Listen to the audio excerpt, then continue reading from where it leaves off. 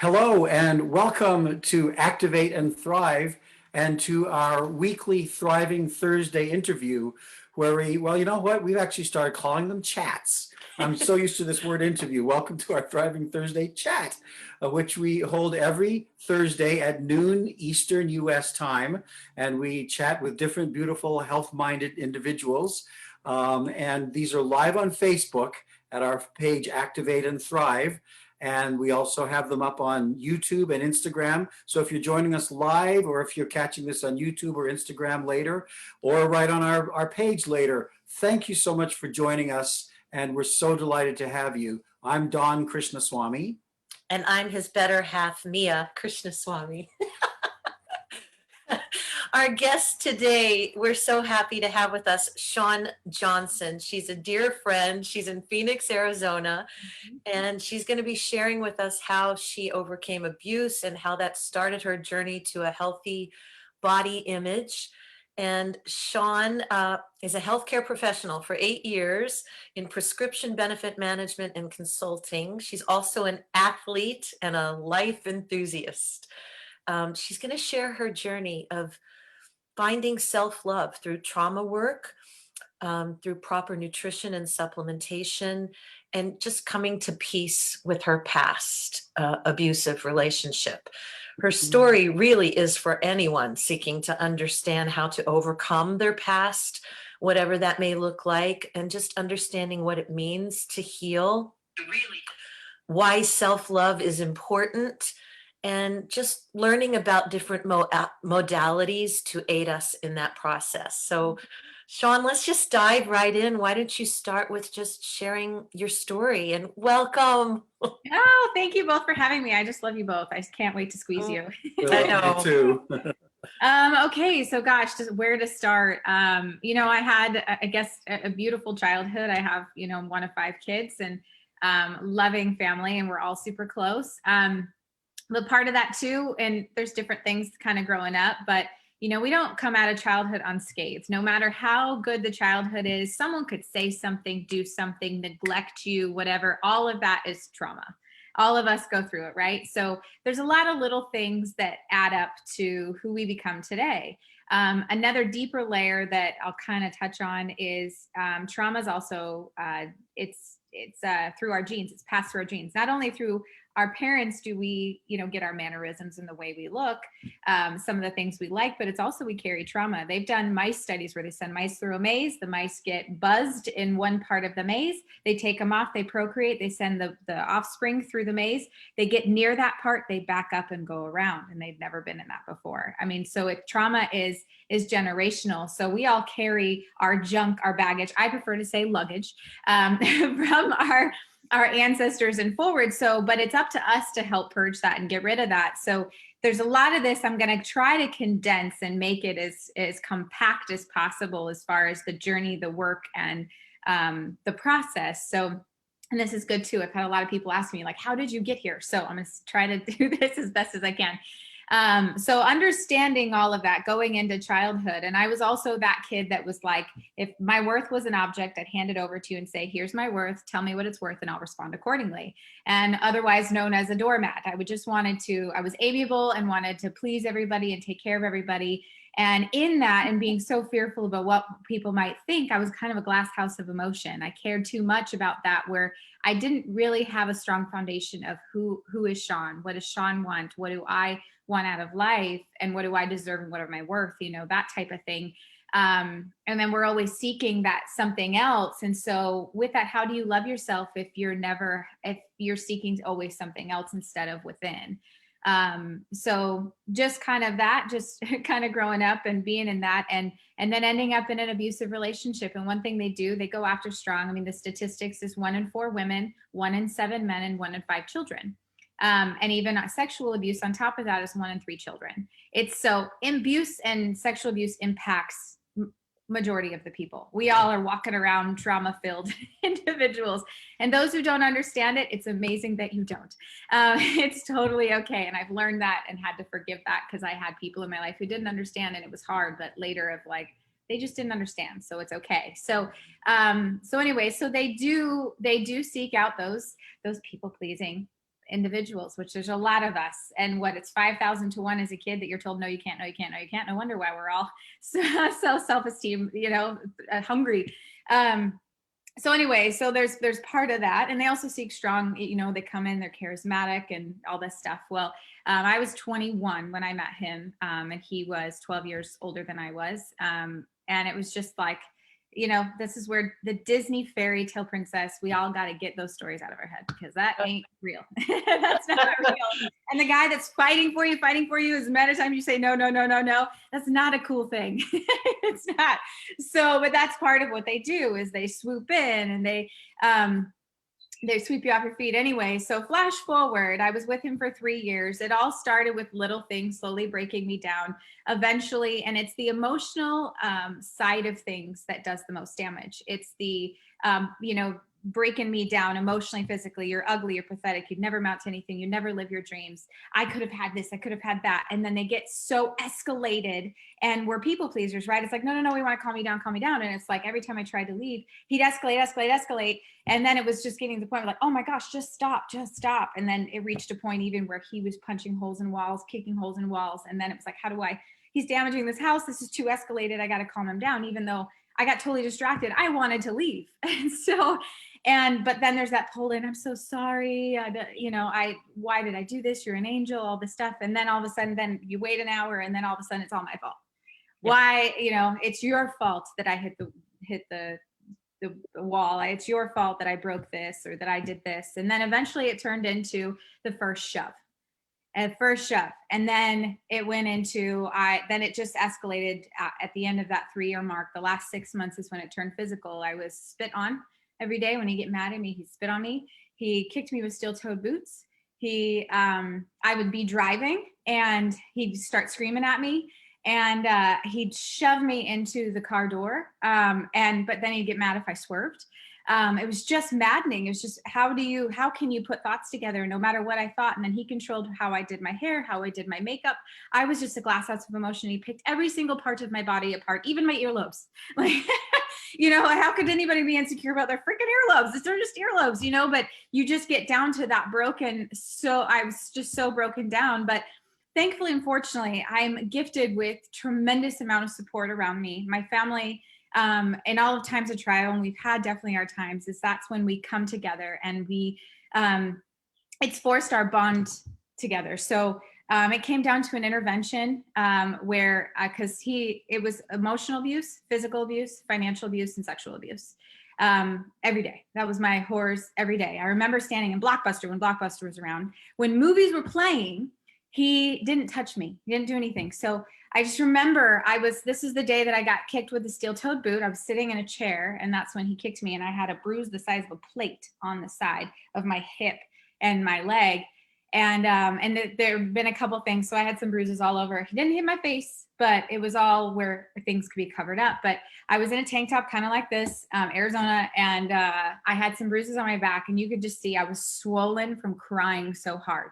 And I was standing in line. I was holding these 5 DVDs at Blockbuster, just standing in line. And I remember the people behind me going, "Should we ask if she's okay? What should we do?" It's funny. I can tell stories over and over again, but sometimes it just gets you. But and I just remember just standing there like, I just want these DVDs. I think I spent $250 at Blockbuster one month, because I was just like, if there's movies on, for some reason, he doesn't touch me. So I was just one of these videos, and I was like, please don't talk to me. Please don't talk to me. Cause he was waiting outside. And I just didn't want anything. Cause if anyone were to approach me or, do anything, then he would escalate at home. And then you embarrassed me, and it's all your fault, and the downward spiral. So, it came down to an intervention where it was like TV show intervention. There's a whole long story, but I ended up moving into a home that my parents bought to bring me closer into the valley, because we lived way out in the boonies. I mean, my car broke down. He left me on the side of the street. He showed up, grabbed something out of his car, and then flipped me off and drove away. Like, really healthy, and really nice man. So they brought me in closer. And anyway, I come home, and they had arranged, when I walked in, they hid their cars. I walked in, my dad had a gun on his hip. He's on the phone with the police, a family friend. My sister's crying. My older brother comes and takes my keys and my phone. And they're like, my dad's like, you are you're never seeing him from this day forward. You're getting into therapy. We've already called your work and told them that you're not coming in. And if they need to replace you, they need to do what they need to do, but you need help. And then my best friend showed up because she was starting, I was meeting her after work and showing the bruises and showing her the messages. Like he'd take lipstick and write all over the mirrors and every unthinkable word you could think of, just all over the mirror. And then he'd leave me these notes and they'd call me, I just left you a loving message. He was real sweet on the phone. I'm like, okay, maybe it is something nice. And I show up and it's just like a horror film of just crap all over. And then even with the way he left the house, like he broke the key off in the door handle, he turned the heat up to 100, he cut up a lot of my clothes, pictures of me and my friends he ripped up. There were pictures of me and him and he broke the frame over my face, dumped the charcoal grill out. I mean, just really high quality man. So anyway, so that was the start of healing, was literally driving down to the courthouse. This was Cinco de Mayo, 2008, and drove me down to the courthouse. And I got the restraining order that day. And then went to, it's all kind of a blur. I can't remember if I went to therapy that day or the very next day. But then I remember coming home at the end of all of that happening, arriving home and this whole thing happening and going to the courthouse and then coming home. And then it was only my immediate family. No one else knew. And everyone was sworn to secrecy as to where I was, because for them, I was going to be flying to Utah to go see the best therapist on the planet. And I was just at home, and then everyone's making carne asada tacos and it's Cinco de Mayo. And it's like, what planet am I on?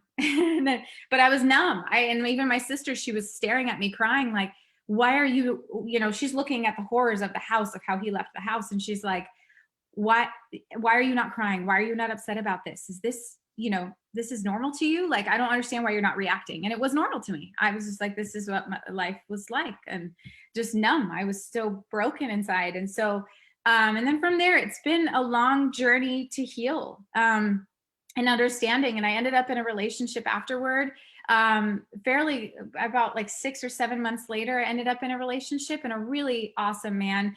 And you look back on it, we were just stubborn on all the wrong things, and my boundaries were shattered, as you can imagine, in that relationship. And then this relationship, he's just asking me to contribute, but I took it as demands. And I'm like, I'm never going to cook. I'm never going to clean.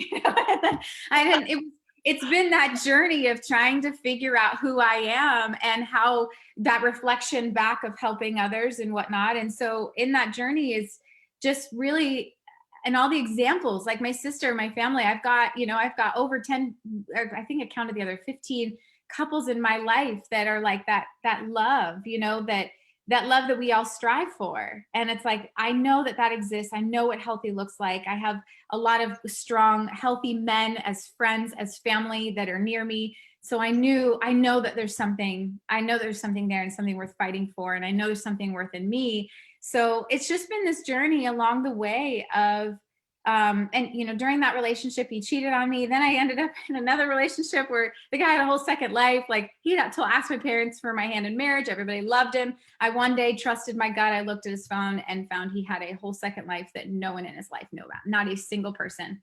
And he was cheating on me with everybody. And then it's like, oh gosh, how can you, and that's immediately where we go, am I not good enough? Am I not pretty enough? And I remember getting to that point and looking at him, I'm like, you want all that, and instead of this, then that's your problem. And I said a lot of other choice words that I'll spare on today, but that was that empowering moment where it's like, no, I know my worth, and I know you ain't for me. You ain't good enough. And so, but it's been beautiful to get to that and understanding trauma and unlocking it, and stepping into different modalities, like EMDR treatment. It's eye movement desensitization redirect. That's all about creating new neural pathways. When trauma hits, we create a new neural pathway. And just think of it. It's just like, I'm a very visual person. So what are those pinball machines where like the ball will just keep like going to the same spot?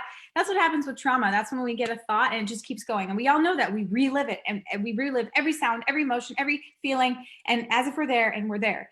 And so what EMDR does is they find out your triggers. Me, I already knew what it was all about. I went in with my whole list of triggers. She's like, I wish I had people like you. And I'm like, oh, I was triggered by a sweater, the sound of shower turning on. I mean, all the weirdest things, but we all have those that take us back into a traumatic moment. But it's important we face it. It's important we have that shadow work. And it's really scary and hard because that created a lot of pain for all of us, and whatever that moment is. And I love Mastin Kipp. He defines trauma. It doesn't matter.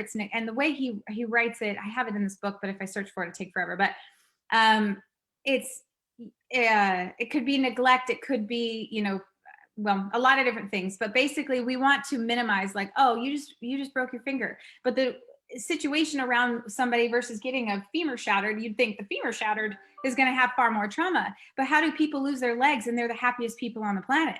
It's all about perspective, and it's all about the weight of the trauma that we bring. So it's understanding that, giving validity to the paper cut, but not coddling, but also just identifying what is it. Let's revisit it. And typically it's connected to something way in the past.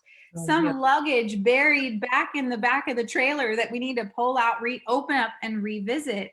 And Marie Kondo. So one of the tips for trauma work that I have grown to really enjoy was using the metaphor of like the Marie Kondo, tidy up your life, where she's like, find something and thank it and set it aside gently. Even in that little documentary thing that was on Netflix, the one girl's just like throwing the shirt. She goes, no, no, no, no, no. And she picked it back up and she goes, you need to thank it and set it aside softly. And for me, that was an aha moment for me of, I need to do that with my pain points, with my trauma. That's what true forgiveness looks like, is to be able to go, all these moments, all these pieces. So just, if I were to bundle up, when I think, that 3 years of that abusive relationship, it's a minefield. But at the same time, if I were to lump it up, it's now truly, I look at it as, it's one of the greatest gifts that taught me a lot. And most of all, it taught me about myself and my strength. But if I were to bundle up and say, thank you for all the gifts and setting it down. And then it's kind of that, I also, another visualization I do is, when people, you see it on the side of the road where someone passed away on the side of the road and people are always revisiting, it's a cross and there's flowers and whatnot. That's how I visualize trauma, where it's looking back and I set it aside lightly with gratitude and kindness. And then it's that revisiting of thank you, because now I am who I am because of you. And so it's looking back where it's now all flowers. It's not a minefield or an awful cemetery. It's a beautiful history that's put me into today. And I know I have a long way to go, but visually, those are all keys. And another modality that have come, and that's how I know you beautiful folks, is it's important. We all know sleep is important. We all know we got to work out.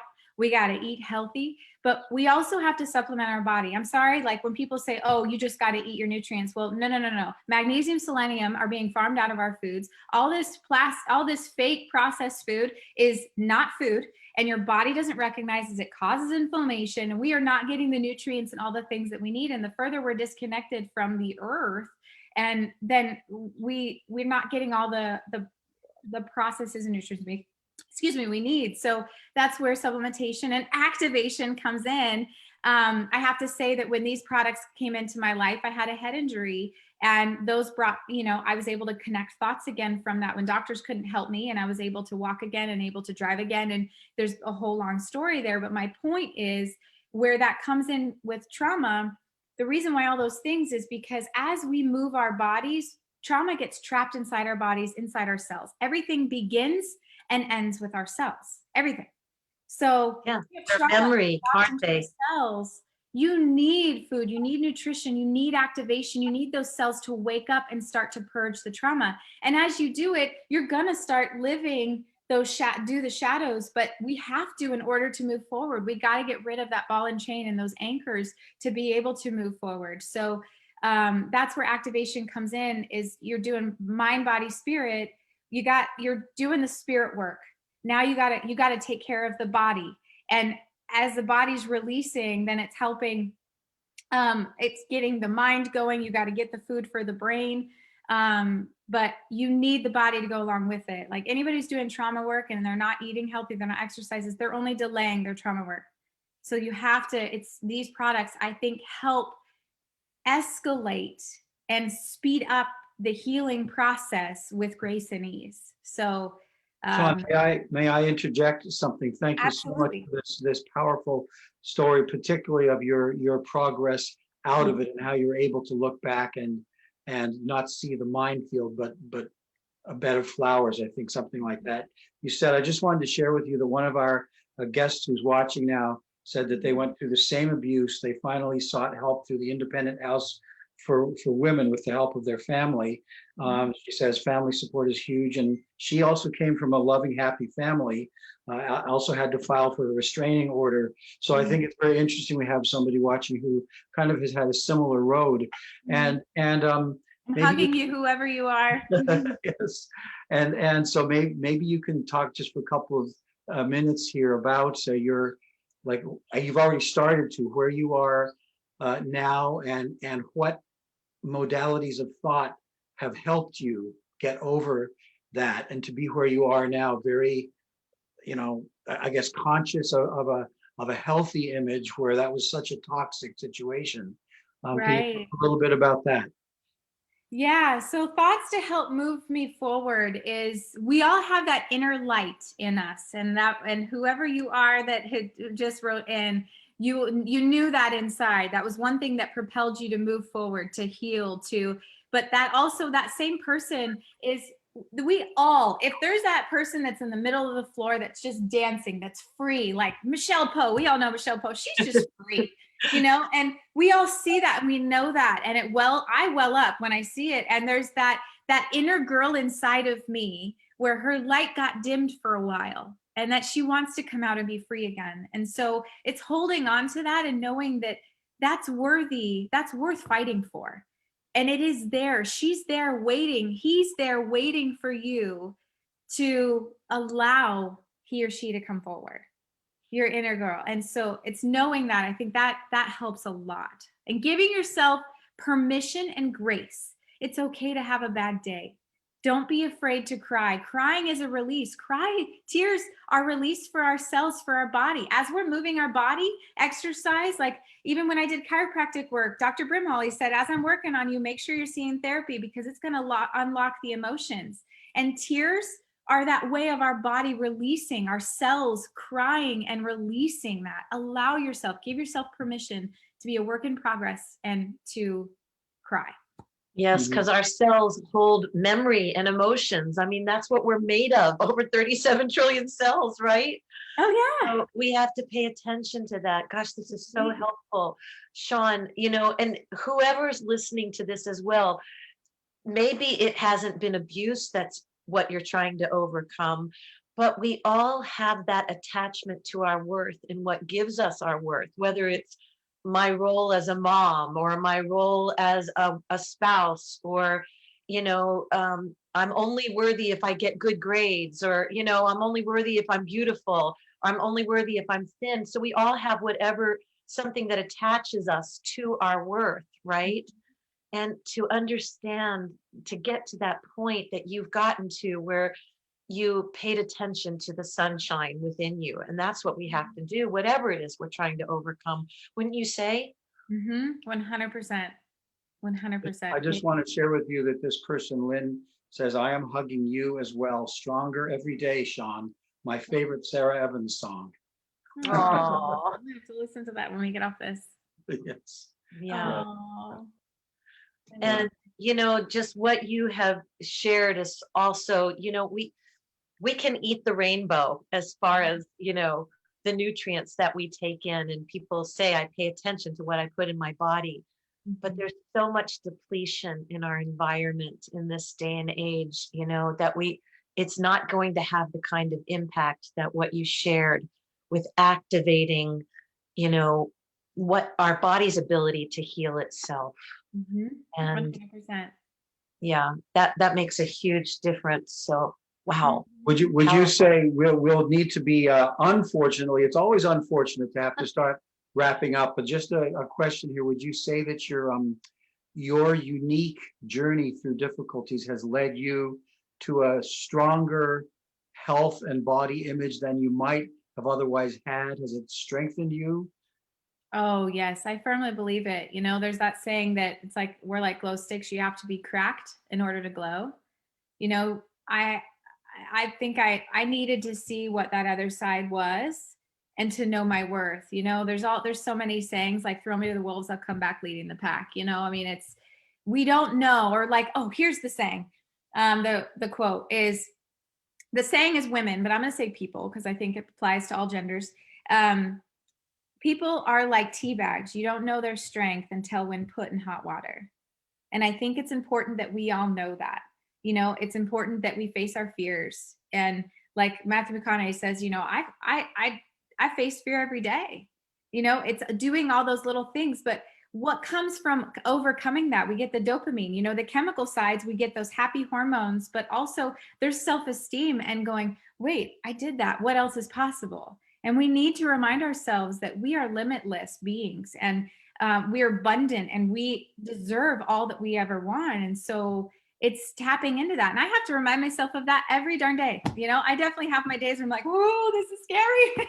This is, oh, how can I do this? I'm going to put this off tomorrow because, you know, but then it's like, we still have to face it. We still have to do it. So yeah, I think those are important to do. So I think that has been a really big gift for me. You know, I never want him to know it and I never want, you know, but it truly has. I mean, when you get flipped upside down in every way possible, to get right side up and see it, I know my worth more now than I think I ever would have.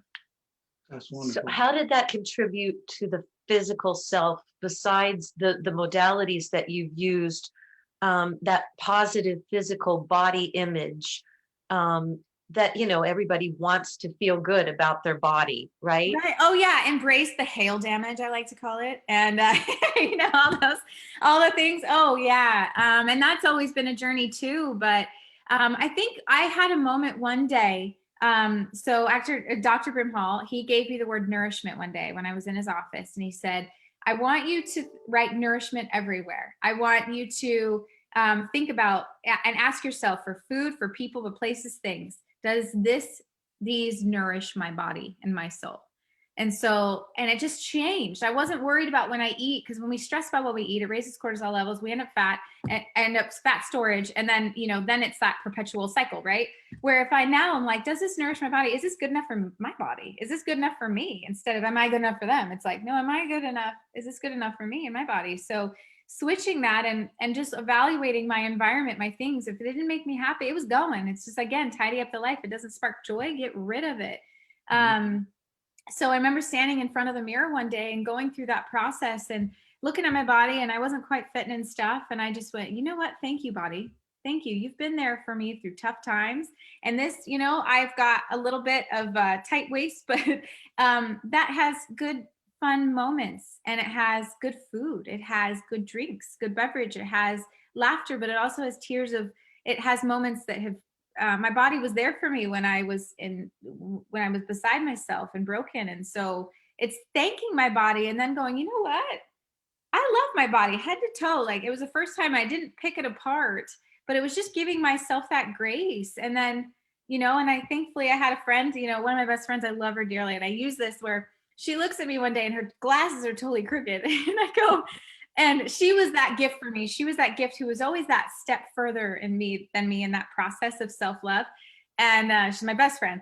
And and I go, your glasses are crooked. And she's like, yeah, well, my ears are crooked. So you're the one who has to deal with it. And I was like, I love that. And it's funny, all of our ears are crooked. And so it's funny, I had these one glasses in my car that I would drive with at night, and then everyone would make fun of me. And I'm like, my ears are crooked. It's okay. Like, I love it. he showed me the way, but then it's just like, hey, you know what? I am me. I love me, and it's all good. So, and when you let that go, I swear everything fit. I didn't change my diet. It was like a week later, I was like, these pants fit better. I didn't do anything, but you know, when you let go of stress and inflammation and allow yourself to be. Shaun, you know, we want to keep on going. Oh my gosh. We will have to. I know. Yes, you got to go now, but you know, you are a beautiful soul anyway. But perhaps to know the things that you have conquered just makes you that much more beautiful. We are, of course, so grateful that you are somebody who was able to come out on the strong positive side of abuse. Our hearts go out to anybody dealing with that, and certainly to those who are still in it and having trouble finding their way through it. We hope that Shaun's story and her resilience and ability to rise is some inspiration to people. And if anybody wants to know more about what Shaun was talking about, activation and just giving our bodies, our cells, the right kind of nutrients, we're happy to engage with you and share more with you about that. If you have any questions for Shaun, drop something in the comments here, or even on YouTube comments or Instagram, and we'll be happy to connect with you with her. She'll be happy to talk to you. Thank you so much, Shaun, for joining us we today. love you so much. Can't wait to see you in October. Oh, And can't wait to thank see you. And thank you so much to our audience for watching today. Look for us each week on Thursdays at noon Eastern US time for these Thriving Thursday chats. Have a beautiful day. Bye, everyone. Bye.